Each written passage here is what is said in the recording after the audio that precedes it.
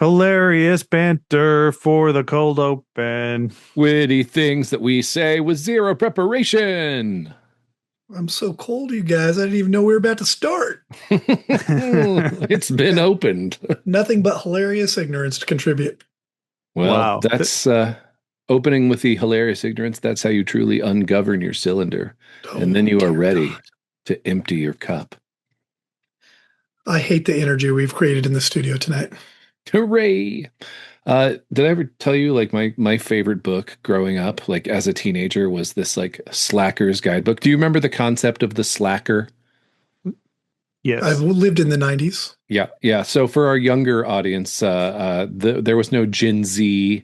Gen X wasn't really labeled then. There was this concept of just like the slacker who would go off to like Austin and live this life of creative freedom while just being a drain on society. And I was too young to be a slacker. But yeah, I had I'm sorry to hear that. I know. I wanted to be. I was like, I'm going to move to Austin as soon as I can get out of here, which I didn't do. But yeah, we had the complete Slacker's Handbook. Wow. I was going to say the complete Slayer's Guide to Slackers. Yes. Yeah, it does sound like an RPG supplement. Kobold Press presents a Slayer's Guide to Slackers. I think it's funny that you think we have younger listeners. I mean, like, I feel like there's more young people out there. I mean, I feel like our commenters are definitely, they skew older, and we love every one of you. Mm-hmm. You're in a parasocial relationship with us now. Congratulations. Yeah, you're stuck with us. We're not locked in here with you. You're locked in here with us.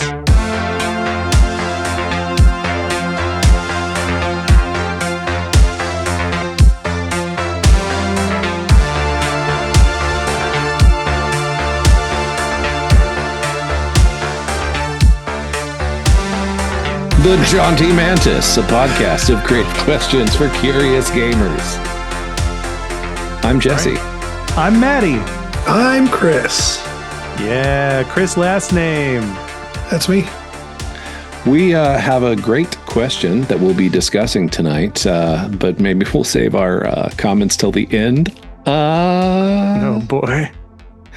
But before that, we have a ritual here, a segment I like to call, hey, let's just talk about what we've been doing with role-playing games. Hey, Chris, what have you been doing with role-playing games this last week? Played our monthly Spelljammer game. Cool. Just a couple days ago. That was very fun. Riding the Bone Spider. Rode the Bone Spider. That we don't get a lot done in those sessions, and I put them in a huge bone mining situation with multiple like work camps and a base and defensive towers to stop, spelljammers from casually interrupting the situation. And That's a serious Ithilid situation there, right? Yeah. Okay. Yeah. Silithid is more like it. Ooh. So yeah, they did manage to more or less take the two towers. Great movie.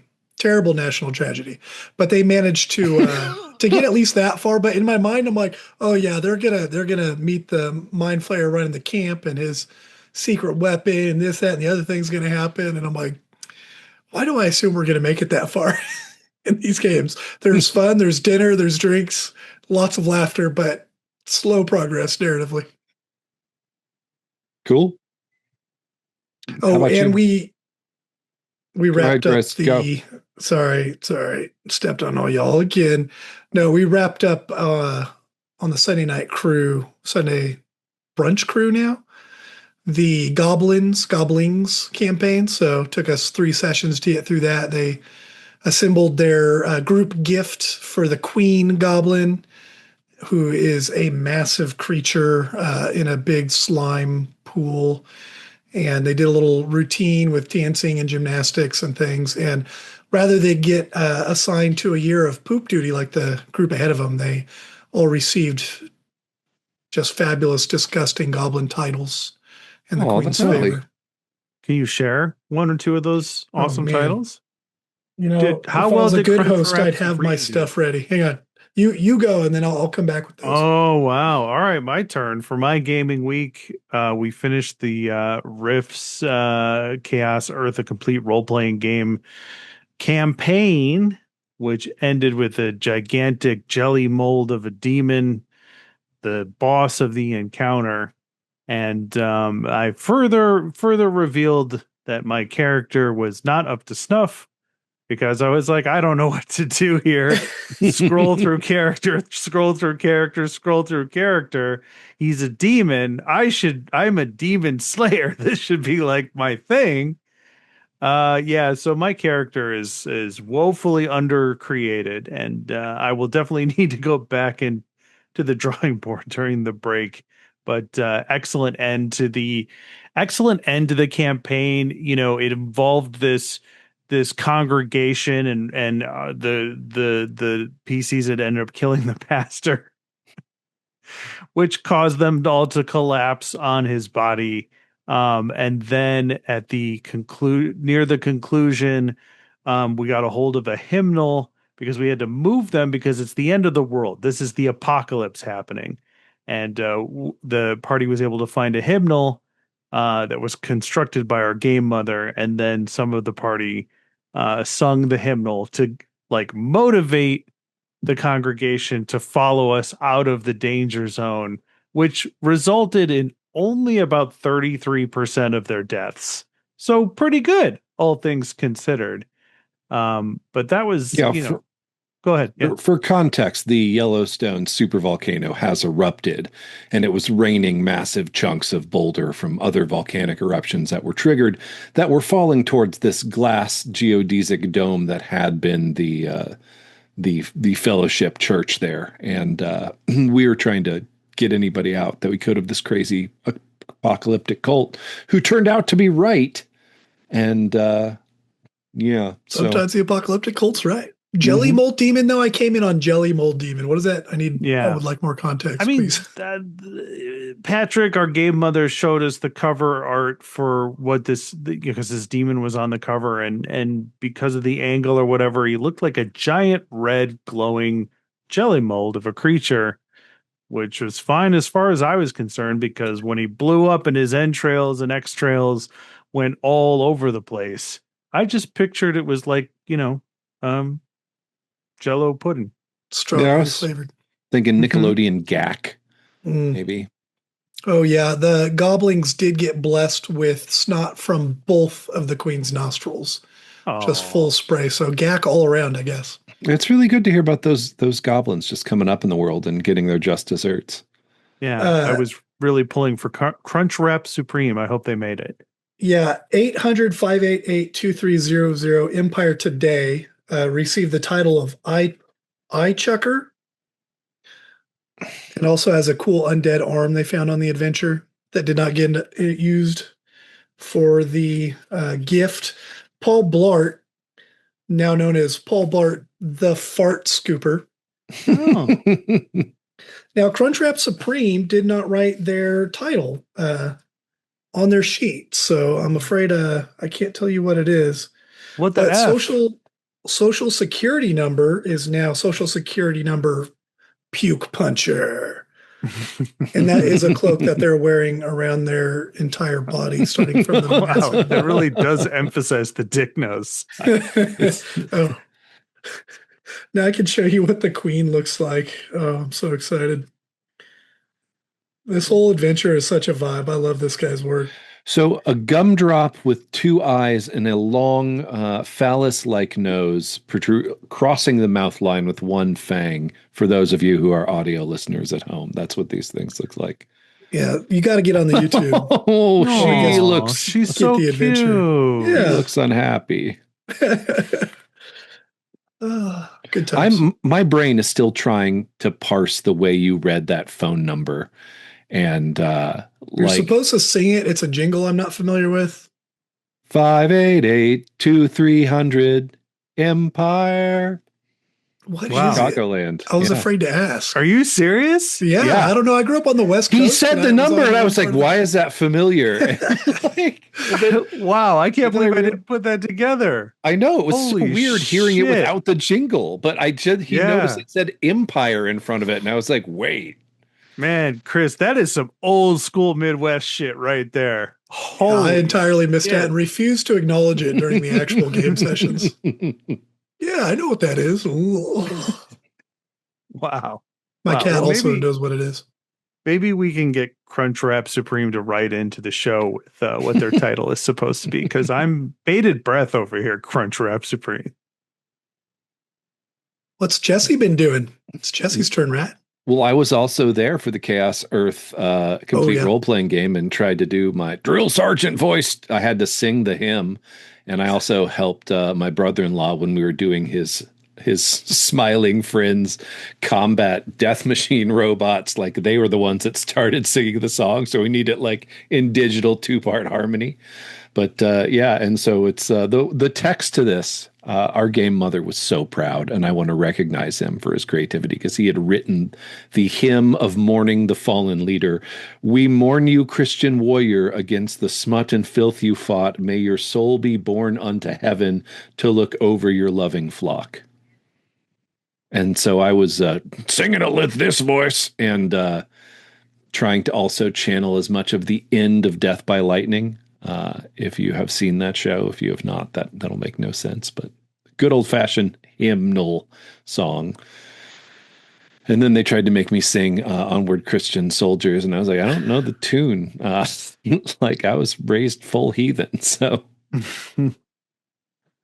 Wow. That one was not in regular rotation at any of the churches I went to. I had to look it up on and have the Mormon Tabernacle Choir sing that to me, and I make sure to select "Do not add this to my taste profile." I mean, I went to a Christian grammar school, and they paddled me in the closet every time I asked them why the astronauts don't see God when they go into space. So I'm not super religious myself. I've always had to pay for those services. That's crazy. The other thing I got into this week was the Dragonlance game, and I was talking about this last night at the Rifts game, where I shots fired said, "I'm bored with running 5e combat." So, and no fault against the players. It's just like my brain has solved this one. After a decade, I feel like it's solved. As a player, I still kind of enjoy it, because I never know what the game mother's going to do with the monsters. But as the guy overseeing the whole thing, I'm kind of like, well, it's cool for the players. But my only solution is to throw weirder and crazier shit that they couldn't possibly survive mechanically, and then let them figure out how they actually do. It's the only thing that keeps me invested most of the time. But see, I keep thinking I can do that with the system where the bad guys aren't hit point sponges, and it doesn't take us like the entire session to do that. Yeah. But then again, like we said, like in the episode that aired last week, I would have, or not by your, sorry, we are atemporal for our listeners. 4 weeks ago, I think I said, but then I'd have to buy an RPG that wasn't Dungeons and Dragons. And, I can't possibly do that. And then for Game Obsession, I've passed out of the penumbra of RuneQuest, and I have been reading a whole bunch of Mage the Ascension still. And I'm trying to seduce Sci-Fi Mark into running a Mage game at some point in 2026. His one hesitancy is saying I would explain the rules and sound like a crazy person. Seems like a good sign. Yeah. Warring for reality. Should we do an episode devoted to how to fix combat D&D 5e? Should we join the zeitgeist of YouTube content trying to fix combat?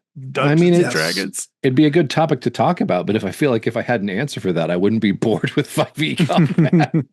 I mean, I have an answer for it. It's called Timers, Threats, and Treats from Index Card RPG. Yeah. Not necessarily in that order, but, check it out. Go from Runehammer Games. Go buy that book just for that part. It's worth it. Check it out. It makes D&D combat so much better, in my opinion. I did. It's right here. There you go. It's so good. I bought it myself. I did. I found it. On Amazon. Um, Jesse, that's a slick looking hat. Are we just going to just keep letting that slide? oh yeah, well we got merch now. So, Like officially? no. So it's We not have merch. merch. Merch coming soon, maybe. I don't have any merch. Is that's a coaster? It's a coaster. Yeah. Sorry. The cool host got merch. Sorry, man. The host that lives like 4 See how blocks it away is. from me It helps. like has merch because I could just hand it to you. Well, I've ruined the surprise of what I'm shipping to you, Maddie. It's ruined. I now. ruined it Again. last recording. It was on me. Yeah. No, my hat. This was a Thanksmas present because my wife's job makes it really hard for her to take time off at Christmas. So we do Christmas with my family in Indiana. We do that at Thanksgiving, and it's called Thanksmas. And my sister has a Cricut machine, and she made me this hat and the coaster, and also made me a T-shirt that might be on my porch right now. That is a black T-shirt with white letters that says Game MU/TH/ER, which is the computer designation from Alien. So I have a Game Mother T-shirt after the podcast, and I'm like, my sister listens, I love it. or is married to my brother-in-law Kurt, who plays in the Rifts game, and I know he listens, and he just tells her what I'm into. So, yeah, I love Jaunty it. It's an Mantis awesome T-shirt. Awesome T-shirt, awesome hat, awesome coasters. Yeah. I was really genuinely incredibly touched by when I opened it. I was like, oh my God, I'm getting it. Feels you're supporting my hobby. I love it. Well, maybe one day, we'll have a Discord server and merchandise, and we'll reach new heights in podcasting, fellas.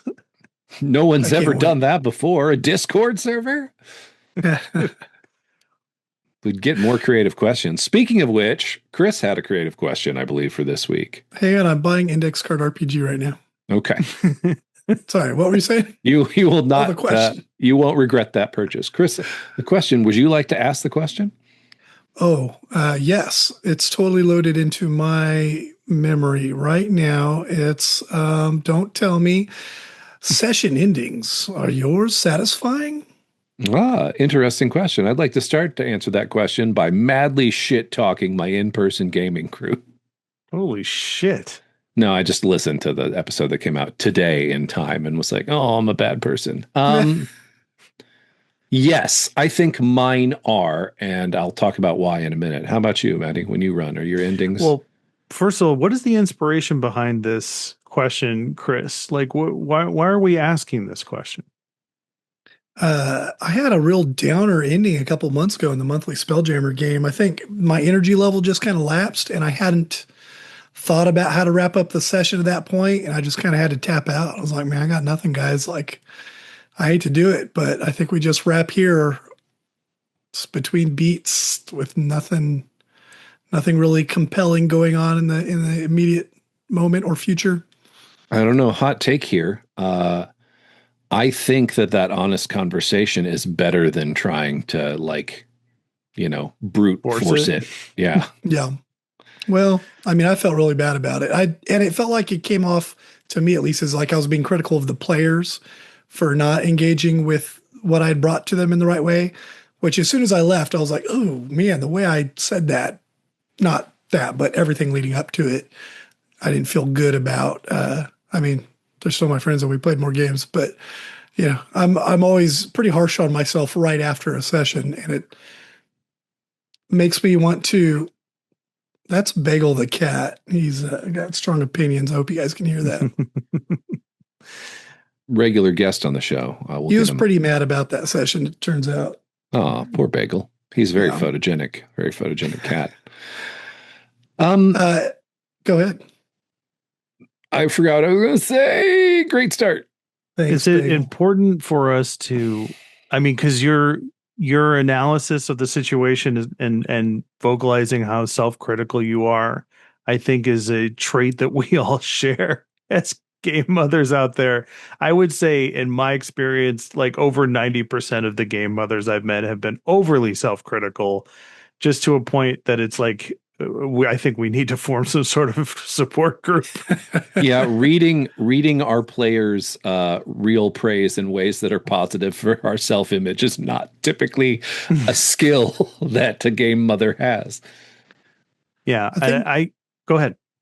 I was going to say, I think since I'm going to be doing that anyways, I try and use it as an opportunity to, maybe get better or at least think about how to avoid that particular issue again. Because there's been other times I've been scrambling as I awkwardly take my jacket off to come up with a solid ending to a session. I mean, just how do you guys end your sessions in general? Like, how do you know it's time? And then what are you thinking about when you do it? Do you have anything you do to wrap up traditionally? Yeah, what I do is when I see it's 10:30, I play online. So when I see it's 10:30, I turn off my camera and say, have a great rest of your weekend, and then leave the meeting, on Zoom, and like we're done. Mid-sentence, like mid-description of. I mean, Jessica can tell you how it lands, but it's hilarious. Like, it gets us every time. Like, so. I mean, like I don't know. I used to be this person that wanted every session to have like a great ending or like a cliffhanger or let's wrap here because everybody's super excited. But, of all the things we could get self-critical about, that's why when you said what you said, like it kind of like hit me in the feels because it's like, I don't think we need to end sessions in a very spectacular way. We give so much as game mothers, So my heart goes out to this topic because I think it's really important, but like, why do we feel the need to end very dramatically or with such distinction? Because most gaming groups, I don't know how often they meet, but the ones I played in, the regular ones, there's a full week in between games, and people have never said to me, "Oh, I loved the way you ended last session." It's never happened, I've gotten feedback about the beginning of it. It's a good thing you're here. Oh. No, I want my players, when we start the next session, to, even if it takes them a while to remember what happened, to be like, oh, that thing, to be excited. I want a strong start to the next session. And I think having a strong ending is a good way to feed into that, right? That makes sense. What would you say is your criteria? What are we looking for? Like, from a broader sense, what are we looking for? What constitutes a good ending? What is our goal? A cliffhanger? That's the go-to for sure. Yeah. I love cliffhanger. I'll do it every time if I can. Like, just taking it even a step back in reserve, like, what is the purpose of our cliffhanger? What do we think it's doing for us as game mothers? I think it's ending the game on a high note, because obviously we know that there's going to be a depletion of energy within your players. There's going to be a point of diminishing returns. I don't know about you guys, but I've had several sessions where it's been like, are we like, this is going good, you guys just want to keep going, or should we end it here? And everyone's like, no, let's keep the party going. And it's like, nope, you should have ended it, because then we got wrapped up in some sort of like weird scene at the inn, and somebody took somebody's fucking gold that, or stole something or whatever. And why do we spend so much time on this when we could have just ended it right after that bloody fucking fight where all the player characters are like looking at each other like, it's like, so I think I mean, timing does have a certain amount of dramatic appeal. And even though I'm joking around about it, I think, Chris, you're making an excellent point about like having it be the launch pad into the next game. But I'm so bad at it, you guys. I'm so bad at ending sessions. So I just gave up on trying to do it.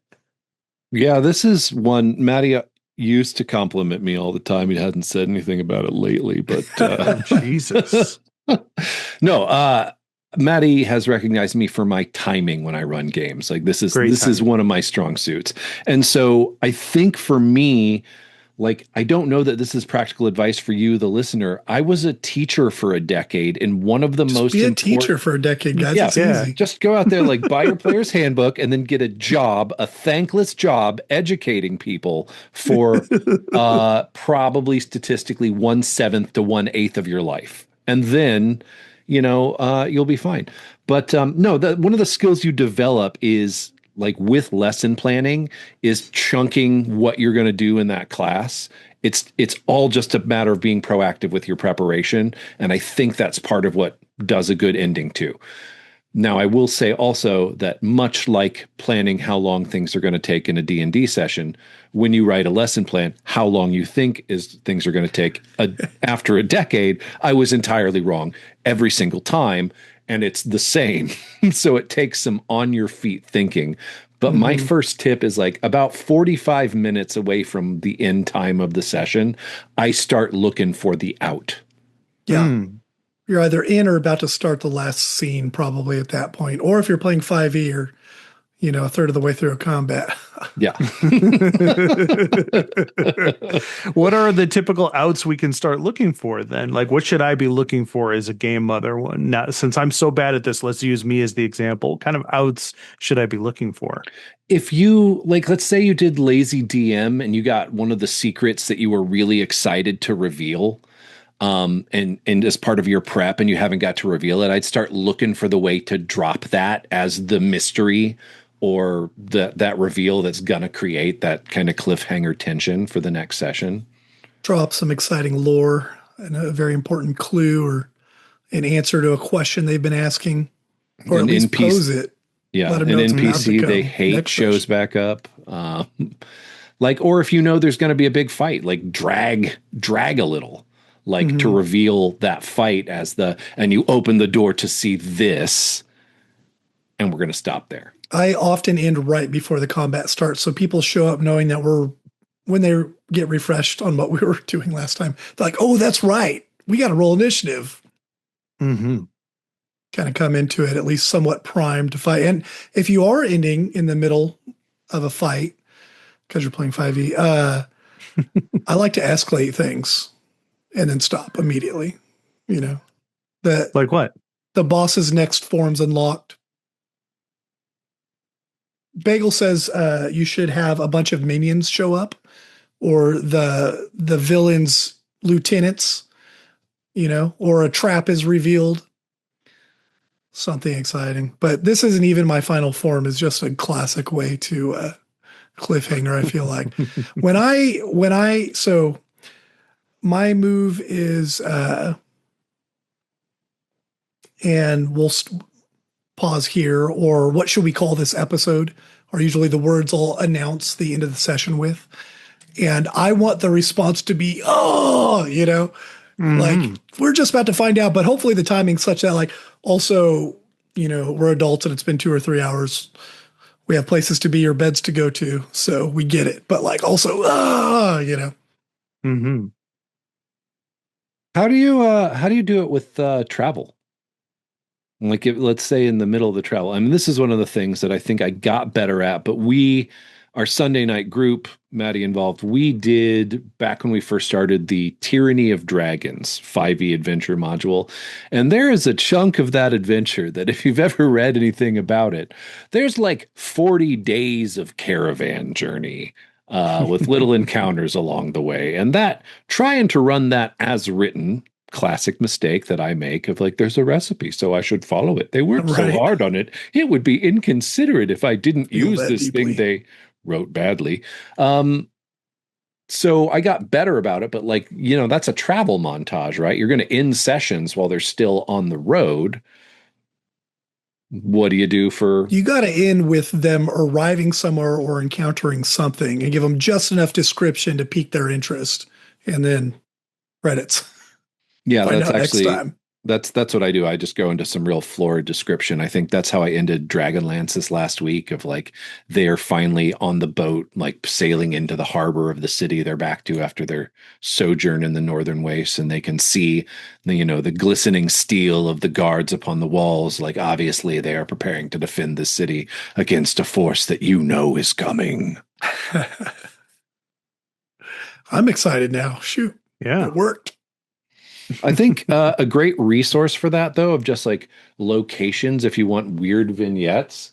I know we reviewed it on the show to different opinions, but like ultraviolet grasslands, like just is a cool, it's a game about exploring, and you get experience points for discovering new things and seeing new sights, but it's just chock full of like vistas that Yeah. could give you an idea of how to phrase those vistas as you're, trying to set up like a visual or place cliffhanger as a strong ending. I don't know. Hmm. There's that fun bit of advice, and I forget the source. I think it's similar to what they do in One Ring, maybe, but if on the start of a journey, you have your players write down like 2 or 3 things that they might encounter and throw them all into a hat and just pull them out, maybe pull one out right at the end and try and sell it as something dramatic and interesting. Oh, I like that. And hopefully the player that came up with it will be like, oh no, not the bog witch or whatever. I owe her money. I wrote it down I because it was love that. cool, not because I wanted to see it. Any other advice on session endings? Because then I have an idea of how we can expand the topic. Oh, I'm open. I was going to say, sorry, Maddie. No, go ahead. I was going to say something I'm trying to remember to do in my prep is to think about it before the session. Like, what are 3 potential cliffhangers or reveals? And if you are doing the 10 secrets, Mike Shea style, you can, maybe tap one of those, but also like, where might this episode end and how might that be interesting? And just kind of at least have some ideas. And I've done that before, and then like none of them really were relevant because we didn't make near as much progress as I expected. So maybe also have at least one of them be, assuming you're going to only make it through a third of the content that you expected. Yeah, that's a pretty reasonable assumption.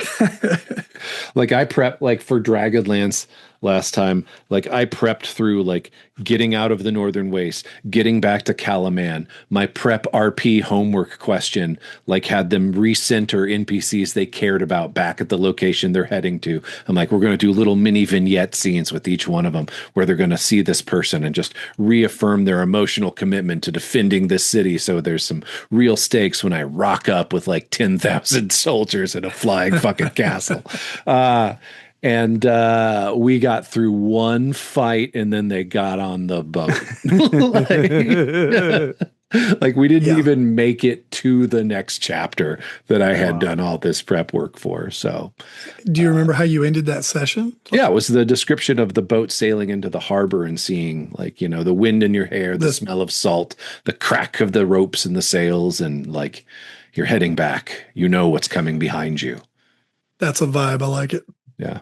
Would it be possible to create kind of like a generic style session ender that you always have available to you? I'll give you an example.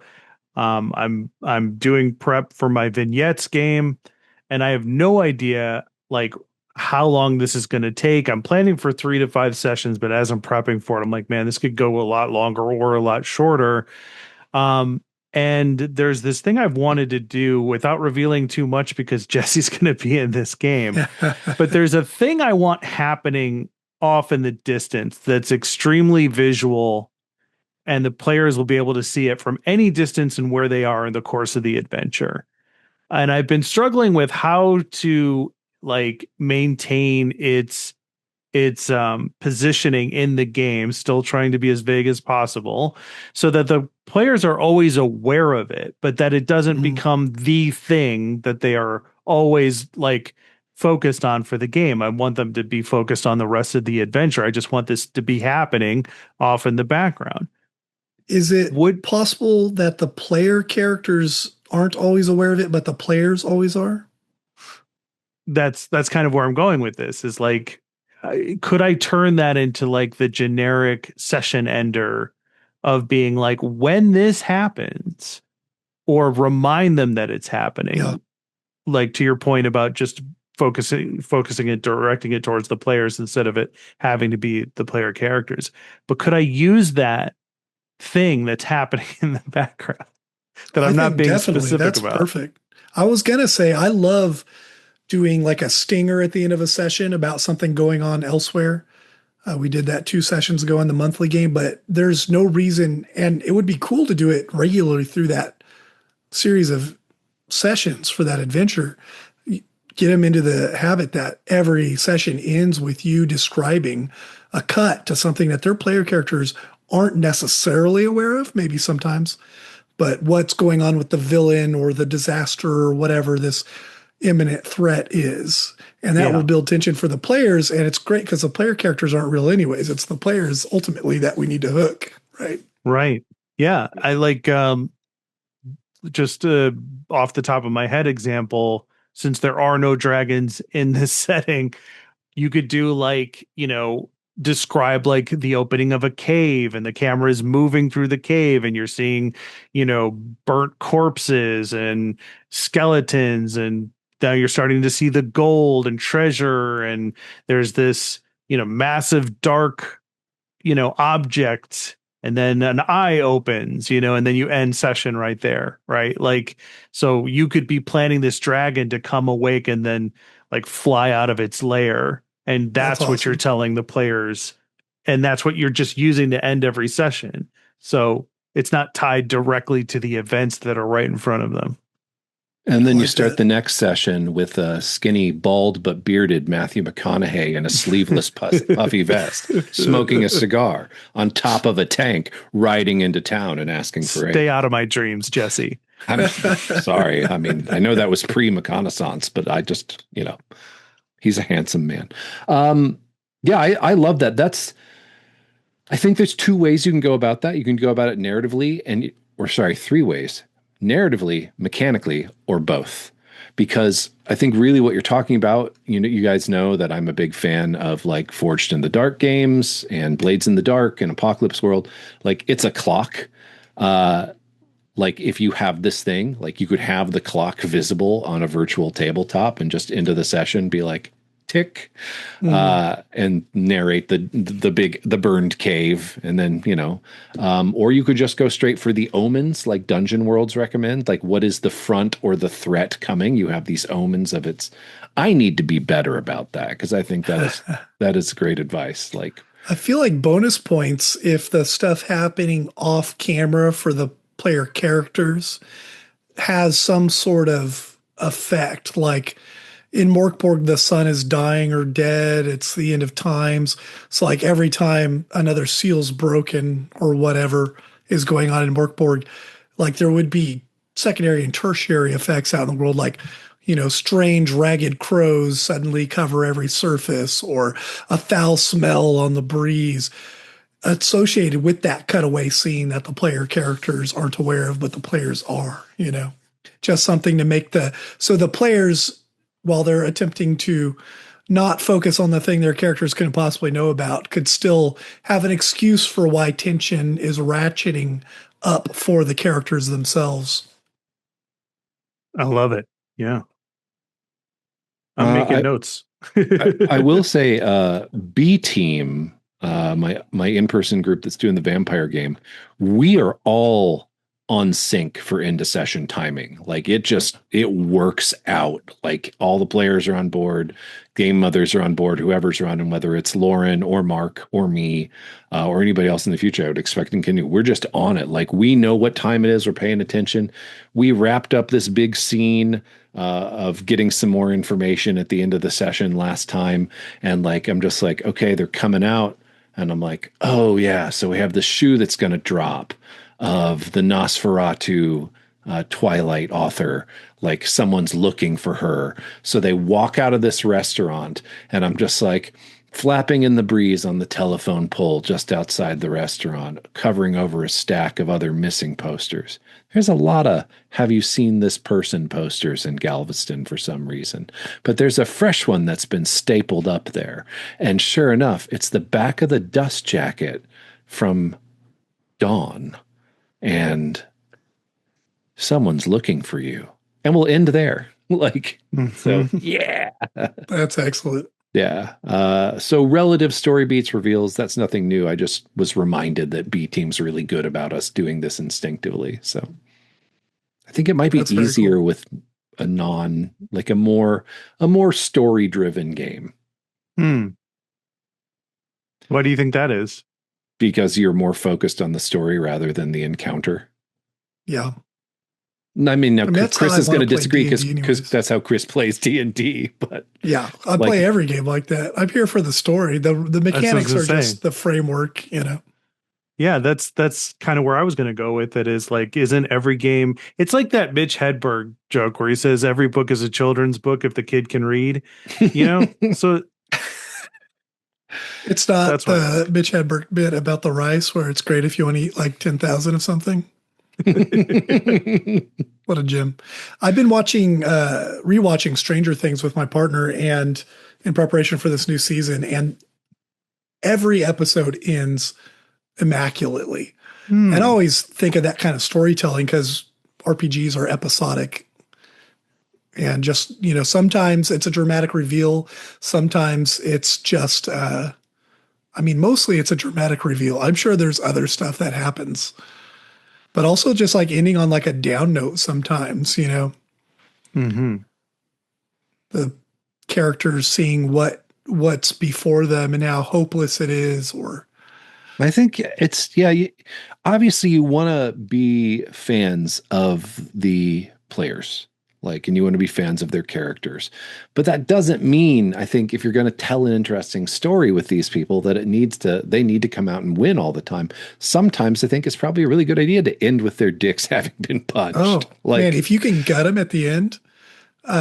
This came up I think on Threads or one of the other Twitter-like apps, but one of my players from the long-term Sunday game, they thought that they had accidentally killed her brother when they inadvertently started a warehouse fire. It turned out to just be a guy that had been kidnapped to lure her in because he looked like her brother, more or less. But they spent a good week between sessions pretty sure the character that they had crossed the Sea of Fallen Stars to rescue had been killed by her nemesis from her backstory. Nice. But then also they got to encounter the victim's mother, who was the captain of the guard in Westgate, who needed their help and had to work with them, but also had a pretty good idea of what had happened at some point. It was very awkward for everybody. Oh no, the inevitable consequences of my actions. Yeah. She hated the turmoil I caused, but loved it story-wise. So still mad, but also enjoyed it. If you ever start another 6-year Forgotten Realm campaign, can I play in it, Chris? The trick is you never know which ones are going to be the ongoing ones. I know. I keep trying to insert myself into more of the games you run. Right. Okay, cool. How about ending a character? Well, that's easy. Yeah. You do that all the time. Right now, I don't care. You tell, is this if you have a special request by the player, you just make it to the GM, or you just let them know, I'm going to try to dramatic end my character, I did that in a Dark Sun game we played where I was like, I want this character. This was a long time ago, Jesse, so forgive me, but I said I wanted this character to be very temporary. He sure was. It's not that character. It's not the first character that refused to give up his gruel and then got stomped to death by half giants. Got a real string of winners there. That's my RPG career, Chris. I did request that my Kinku rogue die in the collapsing castle after we killed Strahd at the end of a Ravenloft campaign. Trying to do the mimicry thing was exhausting, and I feel like he'd peaked. We're good now. My character was like a Dark Sun bard who was really old, and he had this reputation and a name that the White Kyre or the White Kiri or something like that, some creature in Dark Sun. And I wanted this to be his last hurrah. He had been out of the game and he had lived this long life, which he thought was a curse because Dark Sun is such a harsh place, and he had horrible survivor's guilt. And I just wanted him to just go out, and I think what ended up happening is he ended up tossing himself off of a wagon and rolling into a fight to give the party more time to get out. None of what I wanted to happen worked. Oh, no. So I'm very curious if Jesse can expand on this idea of I ending a don't remember character. that character. To my point, I mean, it I was think over 10 years ago. this is a frontier that I want to throw myself into. I just need to be in a game long enough that like, I have like I tend to stick it out. And maybe with the way I like to play characters is maybe I just be like, hey, 2 or 3 sessions from now, looking for a dramatic exit. I want to play a different character.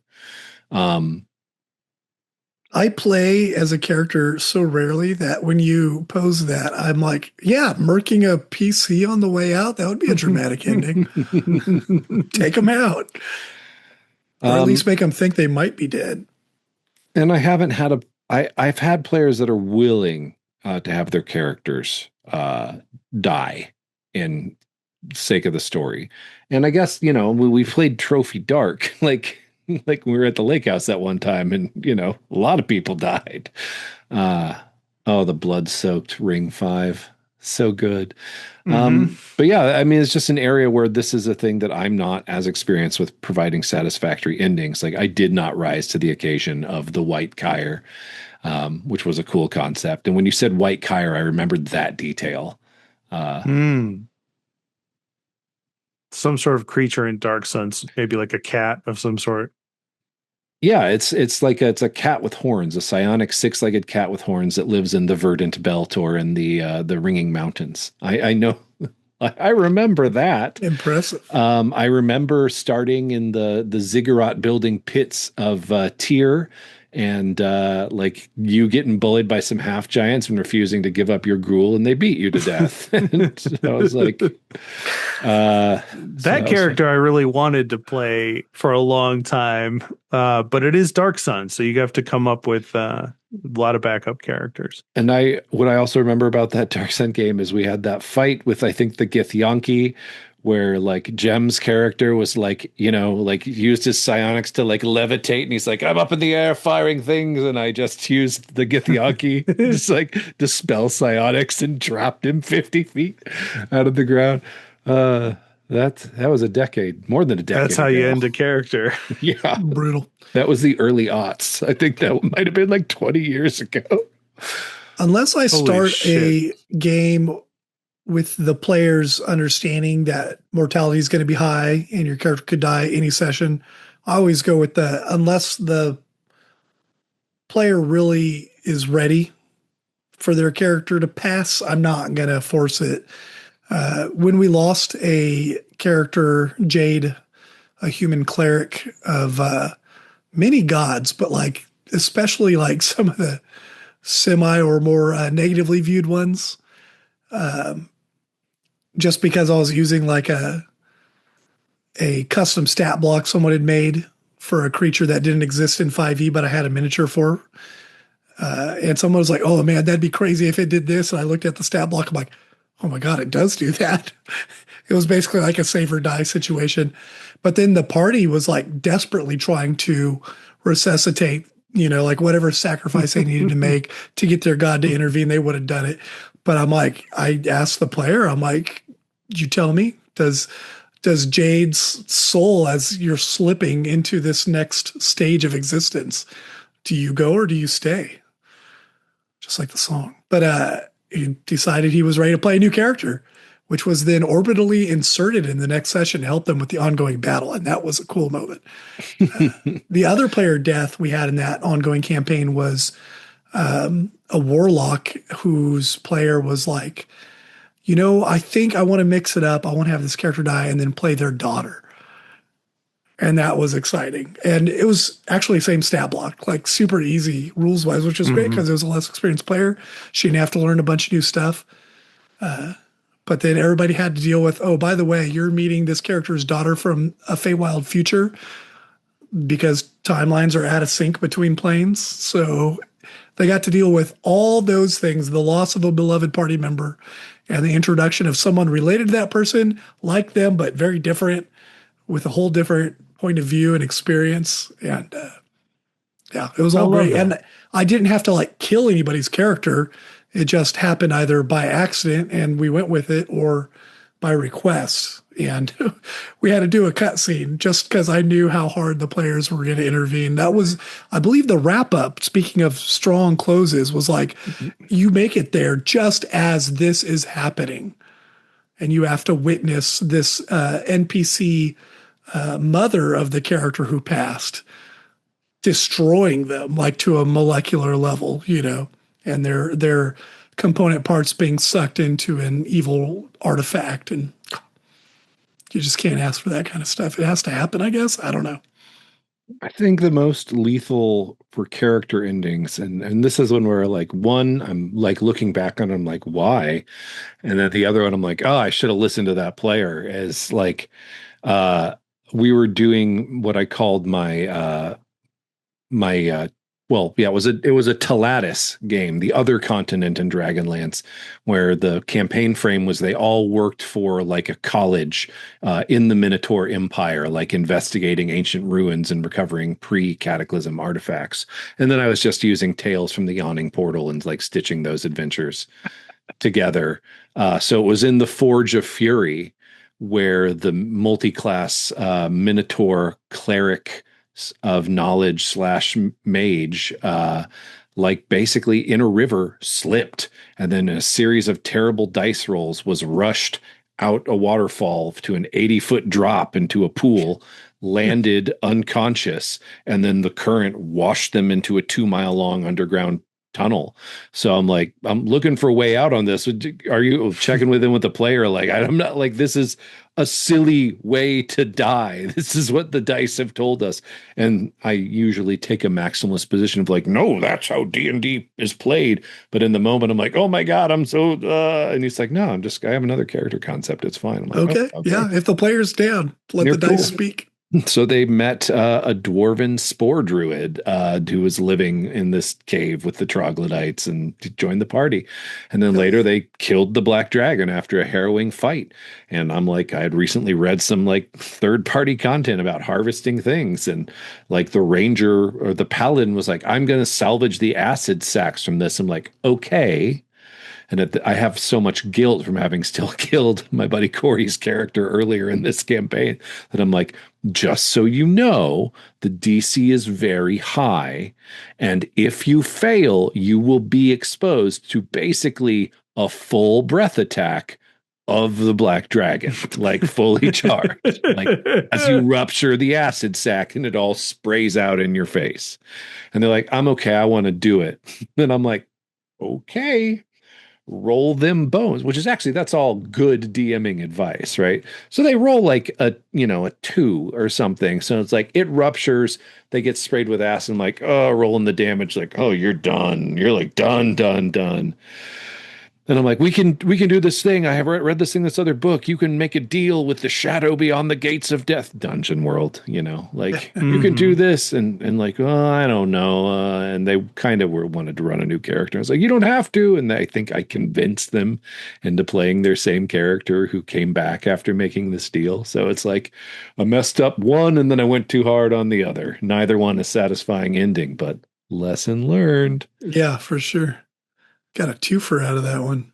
I know. It's my most lethal campaign. And I walk around and be like, no one ever dies in 5e. I'm like, whatever. I got, I got 2 notches on my belt from that one campaign. Chris, what's your most lethal campaign? Or at least a lethal session? I think those 2 player deaths are the only ones I can really remember. There may have been others, but I don't think so. I didn't lose anybody in my 4E campaign that went on for years. No. I mean, generally, especially all the D&D derived modern games are so hard to actually have a player character death, I feel like.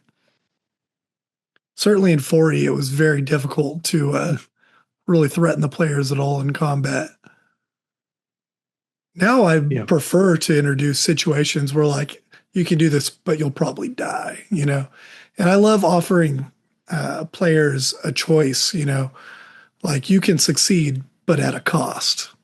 Mm-hmm. And that's sometimes that cost could be death. Yeah. Yeah. How about ending a campaign? Because Dragonlance is probably like 4 sessions from wrapping up. It'll actually be 8 because I'm see earlier in the episode, misjudging the timing of everything. But like that's coming up, and I've actually done a whole bunch of the big 5e campaigns. I've done Curse of Strahd, I've done Descent to Avernus, I've done Tyranny of Dragons. I think I might be forgetting one. But and yeah, we're gonna finish this Shadow of the Dragon Queen one. How do you end campaigns in a satisfactory way? I don't know. Mid-sentence, Yeah. fade to black, like that one show everybody's mad about. Sopranos? There it is. Yeah, no, you just do a slice of life where they're at a tavern and then start playing Don't Stop Believing, and then like the door chimes as someone walks in, black. I feel like the modern advice, and I'm a big fan of letting the players describe, their characters' next few years or their next stage, let them put a fun cap on it. Is that what you did for the 6-year Forgotten Realms campaign? Oh, yeah. Yeah.